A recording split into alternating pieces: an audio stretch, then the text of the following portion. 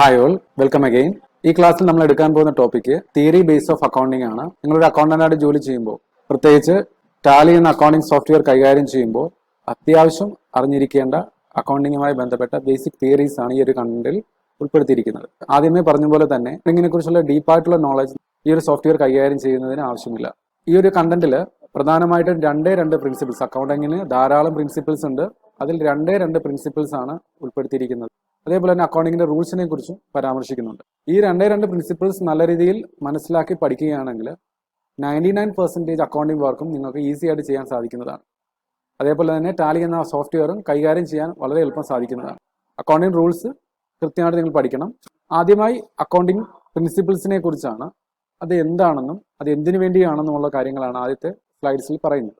നമുക്ക് സ്ലൈഡ്സിന്റെ സഹായത്തോടെ തന്നെ അത് എക്സ്പ്ലെയിൻ ചെയ്യാം. The science of accounting has been practice universally. ലോകം മുഴുവൻ പ്രാക്ടീസ് ചെയ്യുന്ന ഒരു സയൻസ് ആണ് അക്കൗണ്ടിംഗ്, ഒരു ശാസ്ത്രമാണ്, ലോകത്ത് മുഴുവൻ ഉപയോഗിക്കുന്നുണ്ട്.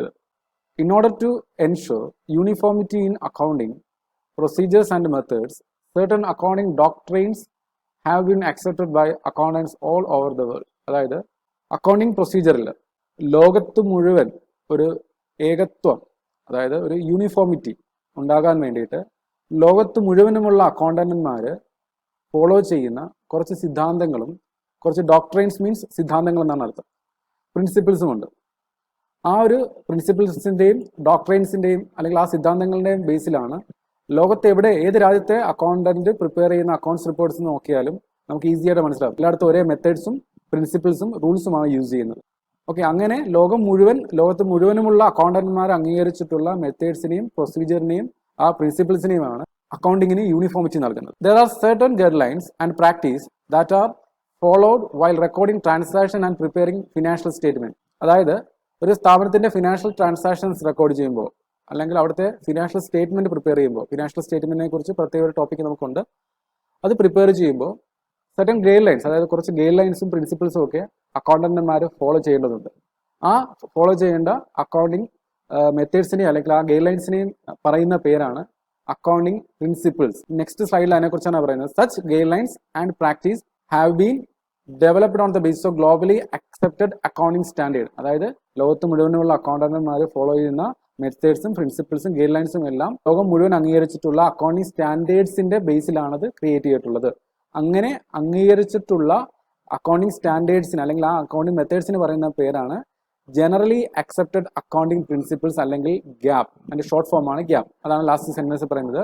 The rules and guide lines used in preparing accounting reports R termed as generally accepted accounting principles അല്ലെങ്കിൽ ഗ്യാപ്. ചുരുക്കരൂപം ഇത്രയേ ഉള്ളൂ. ലോകത്ത് മുഴുവനുമുള്ള അക്കൗണ്ടന്റുമാര് ആ അക്കൗണ്ടിംഗ് പ്രൊസീജിയറിൽ ഒരു യൂണിഫോമിറ്റി ഉണ്ടാകാൻ, ഒരു ഏകത്വത ഉണ്ടാകാൻ വേണ്ടിയിട്ട് ഫോളോ ചെയ്യുന്ന അക്കൗണ്ടിംഗ് പ്രിൻസിപ്പിൾസ്, മെത്തേഡ്സ്, ഇതിനെ പറയുന്ന പേരാണ് ജനറലി അക്സെപ്റ്റഡ് അക്കൗണ്ടിംഗ് പ്രിൻസിപ്പിൾസ് അല്ലെങ്കിൽ ഗ്യാപ്, GAAP. ഗ്യാപ്പിൽ, അതായത് ജനറലി അക്സെപ്റ്റഡ് അക്കൗണ്ടിംഗ് പ്രിൻസിപ്പിൾസിലെ രണ്ട് പ്രിൻസിപ്പിൾസ് ആണ് നമ്മൾ പഠിക്കേണ്ടത്. അത് നല്ല രീതിയിൽ മനസ്സിലാക്കി പഠിക്കേണ്ടതുണ്ട്.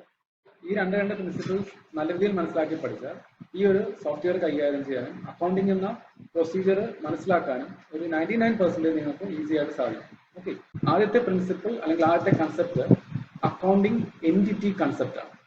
അക്കൗണ്ടിംഗ് ടേംസിന്റെ ഫസ്റ്റ് ക്ലാസ്സിൽ പഠിച്ച ക്യാപിറ്റൽ എന്ന ടേമുമായി ബന്ധപ്പെട്ടതാണ് ഈ അക്കൗണ്ടിംഗ് എൻറ്റിറ്റി കൺസെപ്റ്റ്. ക്യാപിറ്റൽ എന്ന ടേം ഡിനോട്ട് ചെയ്യുന്നത് അല്ലെങ്കിൽ ആ ക്യാപിറ്റൽ എന്ന ടേം അക്കൗണ്ടിങ്ങിൽ നമ്മൾ ഉപയോഗിക്കുന്നത് ഒരു സ്ഥാപനത്തിന്റെ ഉടമ ആ സ്ഥാപനത്തിലോട്ട് മുടക്കുന്ന തുക റെക്കോർഡ് ചെയ്യാൻ വേണ്ടിയിട്ടാണ്. അപ്പൊ ഈ ക്യാപിറ്റലിന് ഒരു സ്ഥാപനത്തിന്റെ അക്കൗണ്ട്സ് റെക്കോർഡ് ചെയ്യുമ്പോൾ, അക്കൗണ്ട്സ് പ്രിപ്പയർ ചെയ്യുമ്പോൾ ആ സ്ഥാപനത്തിന്റെ അക്കൗണ്ടന്റ് ബാധ്യതയായിട്ട് വേണം ട്രീറ്റ് ചെയ്യണമെന്നാണ് ഈ ഒരു കൺസെപ്റ്റ് പറയുന്നത്. അതായത് സപ്പോസ് നിങ്ങളൊരു സ്ഥാപനത്തിന്റെ അക്കൗണ്ടന്റ് ആണെന്ന് വിചാരിക്കുക. ആ സ്ഥാപനത്തിൽ നിങ്ങൾ അക്കൗണ്ടന്റ് ആയിട്ട് ജോലി ചെയ്യുമ്പോൾ അവിടുത്തെ ഉടമ പല രീതിയിലുള്ള ഇൻവെസ്റ്റ്മെന്റ് ഉടമകൾ ചെയ്യാറുണ്ടെന്ന് നമ്മൾ പറഞ്ഞിരുന്നു.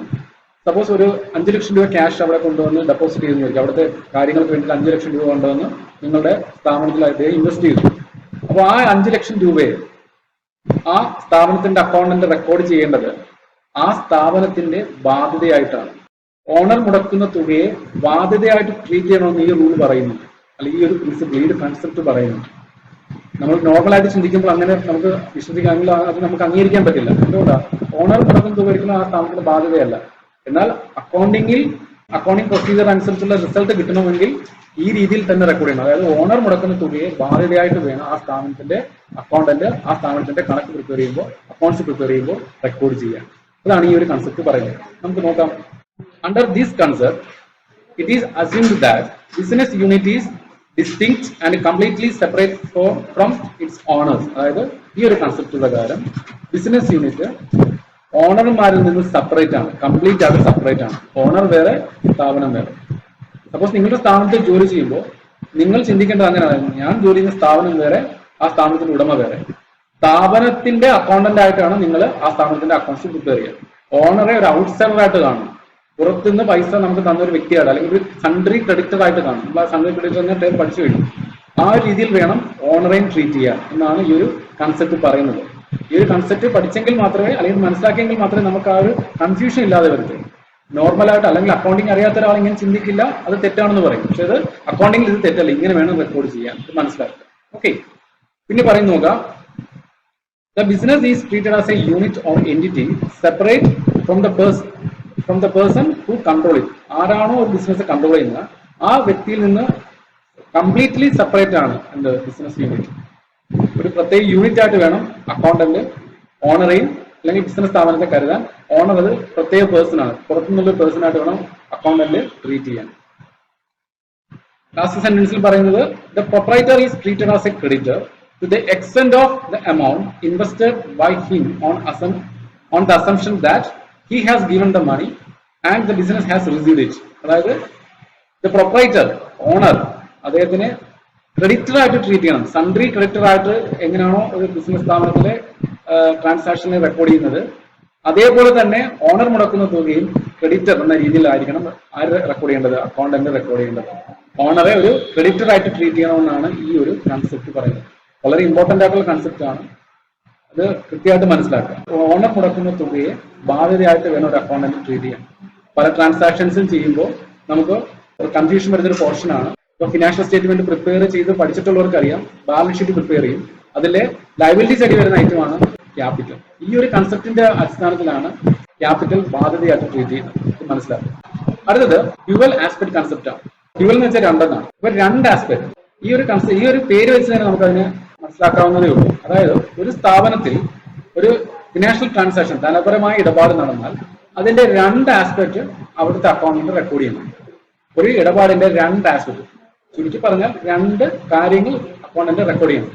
അക്കൗണ്ടിങ്ങിന്റെ തിയറി പഠിച്ച സമയത്ത് നമ്മൾ പറഞ്ഞു ക്ലാസിഫിക്കേഷൻ ആവശ്യമാണ്. അതായത് അസറ്റ്, ലയബിലിറ്റി, ഇൻകം, എക്സ്പെൻസ് എന്ന രീതിയിൽ സെപ്പറേറ്റ് ക്ലാസിഫിക്കേഷൻ ചെയ്യുന്ന ജോലി അക്കൗണ്ടന്റിനുണ്ട്. ആദ്യം റെക്കോർഡ് ചെയ്യുന്നു, പിന്നെ ക്ലാസിഫൈ ചെയ്യും. ഈ ക്ലാസിഫിക്കേഷൻ ചെയ്യുന്ന സമയത്ത് ഒരു ഇടപാട് നടന്നാൽ അത് രണ്ട് ക്ലാസിഫിക്കേഷൻ നടത്തണം. അതിനെ രണ്ട് രീതി, ഇപ്പൊ അസറ്റ്, ലയബിലിറ്റി, ഇൻകം, എക്സ്പെൻസ്, ഈ നാലിനകത്ത് രണ്ടെണ്ണത്തിൽ അത് പറഞ്ഞു.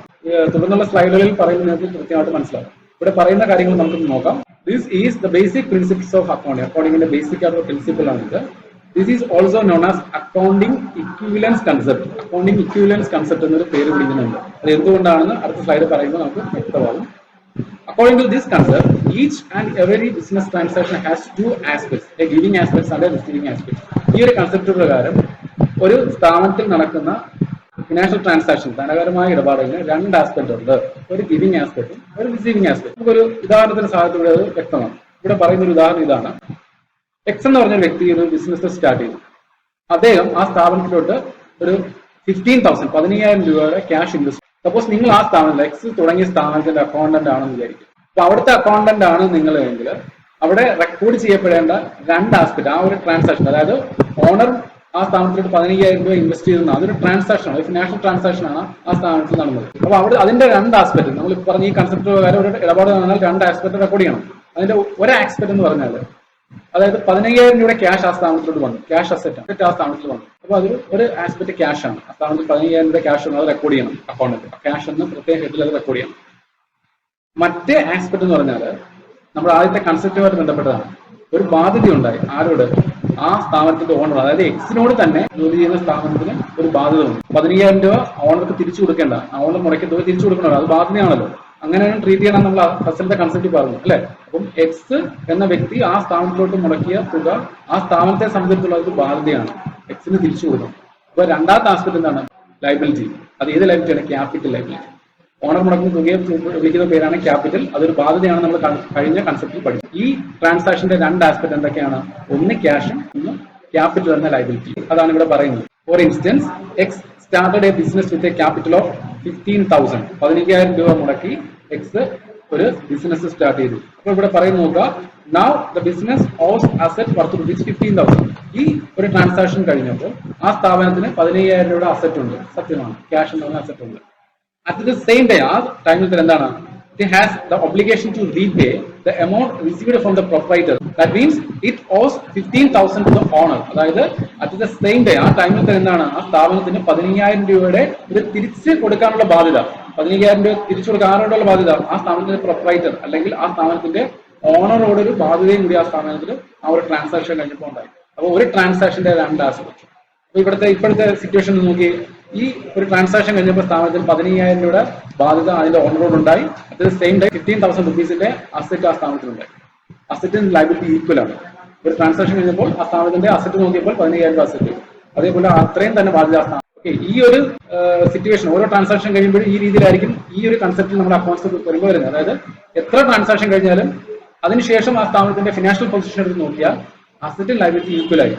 അതുകൊണ്ടാണ് ഇവിടെ ഈ സ്ലൈഡിൽ നമ്മൾ പറഞ്ഞത് എന്താണ്, ഇതിന് മറ്റൊരു പേരുണ്ട്, അക്കൗണ്ടിങ് ഇക്വിവലൻസ് കൺസെപ്റ്റ്. അതായത് ട്രാൻസാക്ഷൻ കഴിഞ്ഞ് കഴിയുമ്പോൾ എന്താണ്, സ്ഥാപനത്തിന്റെ അസറ്റും ലൈബിലിറ്റി ചെക്ക് ചെയ്ത് കഴിഞ്ഞാൽ അത് ഈക്വൽ ആയിരിക്കും. ഒരു എക്സാമ്പിളിന്റെ സഹായത്തോടെ നമുക്ക് ഒന്നുകൂടി നോക്കാം. അടുത്ത ഉദാഹരണത്തിൽ പറയുന്നത്, further suppose that X borrowed 5,000 from Y and invested the same in the business with the idea of its expansion. അതായത് എക്സ് എന്ന് പറഞ്ഞ ആ സ്ഥാപനത്തിന്റെ ഓണർ വൈ എന്ന് പറഞ്ഞ വ്യക്തിയിൽ നിന്നും 5,000 രൂപ കടമായിട്ട് മേടിച്ചു. അതിനുശേഷം ആ എമൗണ്ട് ആ സ്ഥാപനത്തിൽ തന്നെ ഇൻവെസ്റ്റ് ചെയ്തു എന്നാണ് പറയുന്നത്. അപ്പൊ ഇവിടെ സ്ഥാപനത്തിന് 5,000 രൂപയുടെ ക്യാഷ് അസറ്റ് പിന്നെയും വന്നു, അല്ലെ? At the same time Y എന്ന വ്യക്തിയോട് ആ സ്ഥാപനത്തിന് ഒരു ബാധ്യതയും കൂടി ഉണ്ടായി, ക്രെഡിറ്റർ എന്ന ബാധ്യത. സൺട്രി ക്രെഡിറ്ററിനെ കുറിച്ച് നമ്മൾ ഓൾറെഡി ഡിസ്കസ് ചെയ്തിട്ടുണ്ട്. നമ്മൾ ജോലി ചെയ്യുന്ന സ്ഥാപനം ഏതെങ്കിലും വ്യക്തികൾക്കോ ഇൻസ്റ്റിറ്റ്യൂഷൻസിനോ എന്തെങ്കിലും ക്യാഷോ അല്ലെങ്കിൽ ഗുഡ്സോ അങ്ങനെയുള്ള കാര്യങ്ങൾ കൊടുക്കാനുണ്ടെങ്കിൽ ആ ബാധ്യതയെ സൂചിപ്പിക്കാൻ വേണ്ടിയിട്ട് ഉപയോഗിക്കുന്ന ടേമാണ് സൺട്രി ക്രെഡിറ്റർ. അപ്പൊ ഇവിടെ എക്സ് ഓണറാണ്, അദ്ദേഹം 5,000 രൂപ വൈ എന്ന് പറഞ്ഞ വ്യക്തിയിൽ നിന്ന് കടമായിട്ട് മേടിച്ചു, ലോണായിട്ട് എടുത്ത് അത് സ്ഥാപനത്തിൽ തന്നെ ഇൻവെസ്റ്റ് ചെയ്തു. ആ സ്ഥാപനത്തെ സംബന്ധിച്ചിടത്തോളം അത് വേറൊരു പുതിയൊരു ട്രാൻസാക്ഷൻ ആണ്. ആ ഒരു ഫിനാൻഷ്യൽ ട്രാൻസാക്ഷന്റെ ഭാഗമായിട്ട് എന്താ സംഭവിച്ചിരിക്കുന്നത്, ആ സ്ഥാപനത്തിന് 5,000 രൂപയുടെ ക്യാഷ് അസറ്റ് ഉണ്ടായി. At the same time Y എന്ന് പറഞ്ഞ വ്യക്തിയോട് 5,000 രൂപയുടെ ബാധ്യതയും കൂടി ആ സ്ഥാപനത്തിന് ഉണ്ടായിട്ടുണ്ട്. അത് തന്നെയാണ് ഇവിടെ പറയുന്നത്. The loan given by Y increased the asset of the business. അതായത് വൈയിൽ നിന്ന് ലഭിച്ച ലോൺ, വൈ തന്ന ആ ലോൺ സ്ഥാപനത്തിന്റെ അസറ്റ് കൂട്ടി, അതായത് ക്യാഷ് അസറ്റ് കൂടി. At the same time the liability of the business also increase to the same extent. അതായത് അറ്റ് ദ സെയിം ടൈം ആ ടൈമിൽ തന്നെ എന്ത് സംഭവിച്ചു, ആ സ്ഥാപനത്തിന്റെ ബാധ്യത ആ സെയിം എക്സ്റ്റെന്റിൽ കൂടി. അതായത് 5,000 രൂപയുടെ ബാധ്യതയും കൂടി ആ സ്ഥാപനത്തിന് ആ സമയത്ത് കൂടി. ഓക്കെ, അപ്പൊ ഈ ഒരു ട്രാൻസാക്ഷൻ കഴിഞ്ഞപ്പോൾ സ്ഥാപനത്തിന്റെ നിലവിലുള്ള സിറ്റുവേഷൻ ഇങ്ങനെയാണ്. എന്താണ്, ക്യാപിറ്റൽ ലൈബിലിറ്റി സ്ഥാപനത്തിന് ഓൾറെഡി 15,000 രൂപയുണ്ട്. അതുകൂടാതെ ഇപ്പോൾ വൈ എന്ന് പറഞ്ഞ വ്യക്തിയുടെ ഒരു ലോൺ ലൈബിലിറ്റി, സൺട്രി ക്രെഡിറ്റർ എന്ന ലൈബിലിറ്റി പുതിയതായിട്ട് വന്നു, 5,000 രൂപ. അപ്പോൾ ടോട്ടൽ ലൈബിലിറ്റി എത്ര? 20,000. 5,000 പ്ലസ് 15,000 പ്ലസ് 5,000, 20,000 റുപ്പീസിന്റെ ബാധ്യത വന്നു, 20,000 റുപ്പീസിന്റെ അസറ്റ് വന്നു. അതായത് ഓണർ 15,000 രൂപ ക്യാഷ് സ്ഥാപനത്തിൽ ഓൾറെഡി ഇൻവെസ്റ്റ് ചെയ്തിട്ടുണ്ട്. അത് കൂടാതെ 5,000 രൂപ വൈയിൽ നിന്ന് ഇപ്പോൾ സ്ഥാപനം കടമായിട്ട് മേടിച്ചു. അപ്പോൾ ടോട്ടൽ 20,000 റുപ്പീസിന്റെ അസറ്റ് ആ സ്ഥാപനത്തിൽ ഇപ്പോൾ ഉണ്ട്. ഓക്കെ, 20,000 റുപ്പീസിന്റെ ബാധ്യത ആ സ്ഥാനത്തിലുണ്ട്. അപ്പോൾ ഈ ഒരു റിലേഷൻഷിപ്പ്, അതായത് ഓരോ ട്രാൻസാക്ഷൻ കഴിഞ്ഞപ്പോഴും അസറ്റ് ലയബിലിറ്റി ഈക്വൽ ആണ്. അതുകൊണ്ടാണ് ആദ്യം ഇതിനൊരു പേര് പറഞ്ഞു, അക്കൗണ്ടിങ് ഇക്വിവലൻസ് കൺസെപ്റ്റ്. ഇവിടെ പറഞ്ഞിട്ടുണ്ടായിരുന്നു അക്കൗണ്ടിങ് ഇക്വിവലൻസ് കൺസെപ്റ്റ് എന്ന പേര്. ഇത് ഈ ഒരു രീതിയിൽ അക്കൗണ്ട്സ് വരുന്നതാണ്. അതായത് ഡ്യുവൽ ആസ്പെക്ട് കൺസെപ്റ്റ് ഉപയോഗിച്ചാണ് നമ്മൾ ഒരു സ്ഥാപനത്തിന്റെ അക്കൗണ്ട്സ് പ്രിപ്പയർ ചെയ്യുന്നതെങ്കിൽ അസറ്റും ലയബിലിറ്റിയും ഓരോ ട്രാൻസാക്ഷന് ശേഷം ഈക്വൽ ആയിരിക്കും. ഓക്കെ, ഇതിന്റെ ബേസിലാണ് അക്കൗണ്ടിങ് ഇക്വേഷനും ഡെവലപ്പ് ചെയ്തിട്ടുള്ളത്. അക്കൗണ്ടിങ് ഇക്വേഷനെ കുറിച്ചാണ് നെക്സ്റ്റ് സ്ലൈഡിൽ പറയുന്നത്. ഈ ഒരു റിലേഷൻഷിപ്പ്, അതായത് the relationship of assets and liabilities termed as accounting equation. ഈ ഒരു റിലേഷൻഷിപ്പ്, അസറ്റും ലയബിലിറ്റിയും തമ്മിലുള്ള ഈ ഒരു റിലേഷൻഷിപ്പിനെയാണ് അക്കൗണ്ടിങ് ഇക്വേഷൻസ് എന്ന് പറയുന്നത്. ഈ ഒരു ഇക്വേഷനും ഫോം ചെയ്തിരിക്കുന്നത് ഡ്യുവൽ ആസ്പെക്ട് കൺസെപ്റ്റിന്റെ അടിസ്ഥാനത്തിലാണ്. ഓക്കെ, അപ്പം ഈ ഒരു ഇക്വേഷൻ എന്താണെന്ന് നോക്കാം. ഇക്വേഷൻ ഇതാണ്, capital is therefore equals to asset minus liability. അതായത് ഒരു സ്ഥാപനത്തിന്റെ ക്യാപിറ്റൽ ലൈബിലിറ്റി കണ്ടുപിടിക്കാൻ വേണ്ടിയിട്ട് ആ സ്ഥാപനത്തിന്റെ ടോട്ടൽ അസറ്റ്സിൽ നിന്ന് ഔട്ട്സൈഡ് ലൈബിലിറ്റി കുറച്ചാൽ മതി. ക്യാപിറ്റൽ ഒരു ലൈബിലിറ്റി നമ്മൾ ഓൾറെഡി പറഞ്ഞു. ടോട്ടൽ അസറ്റ്സ് നമുക്കറിയാം. ഈ ഒരു എക്സാമ്പിൾ വെച്ചിട്ട് നമുക്കിത് മനസ്സിലാക്കാവുന്നതേ ഉള്ളൂ. നിലവിലുള്ള എമൗണ്ട്സ് ഈ ഒരു ഇക്വേഷൻ അപ്ലൈ ചെയ്ത് നോക്കാം. അതായത് നിലവിൽ ആ സ്ഥാപനത്തിൽ ടോട്ടൽ അസറ്റ് ആയിട്ട് 20,000 റുപ്പീസ് ഉണ്ട്, 20,000 രൂപ. ഔട്ട്സൈഡേഴ്സിൽ നിന്നുള്ള ബാധ്യത, അതായത് വൈയിൽ നിന്നുള്ള ബാധ്യത 5,000 രൂപയാണ്. അത് മൈനസ് ചെയ്യുന്നു. ഓക്കെ, 20,000 നിന്ന് 5,000 മൈനസ് ചെയ്യുമ്പോൾ നമുക്ക് എത്ര കിട്ടുന്നത്? 15,000 അതാണ് ആ സ്ഥാപനത്തിന്റെ നിലവിലുള്ള ക്യാപിറ്റൽ ബാധ്യത, അല്ലെ, ക്യാപിറ്റൽ ലയബിലിറ്റി. അപ്പം ഇതാണ് ഈ അക്കൗണ്ടിങ് ഇക്വേഷൻ. ഈ ഒരു ഇക്വേഷനും ഫോം ചെയ്തിരിക്കുന്നത് ഈ ഒരു കൺസെപ്റ്റിന്റെ അടിസ്ഥാനത്തിലാണ്. അതായത് സ്ഥാപനത്തിന്റെ ടോട്ടൽ അസറ്റിൽ നിന്ന് സ്ഥാപനത്തിന് outside liabilities, capital inside liability ആണ്, ഔട്ട്സൈഡ് ലയബിലിറ്റി എത്രയുണ്ടോ അത്രയും ലയബിലിറ്റി മൈനസ് ചെയ്യുമ്പോൾ നമുക്ക് ആ സ്ഥാപനത്തിന്റെ ക്യാപിറ്റൽ ബാധ്യത എത്രയാണെന്ന് കണ്ടെത്താൻ സാധിക്കും. ഈ ഒരു ഇക്വേഷനും ഈ ഒരു കൺസെപ്റ്റിന്റെ അടിസ്ഥാനത്തിലാണ് ഫോം ചെയ്തിട്ടുള്ളത്.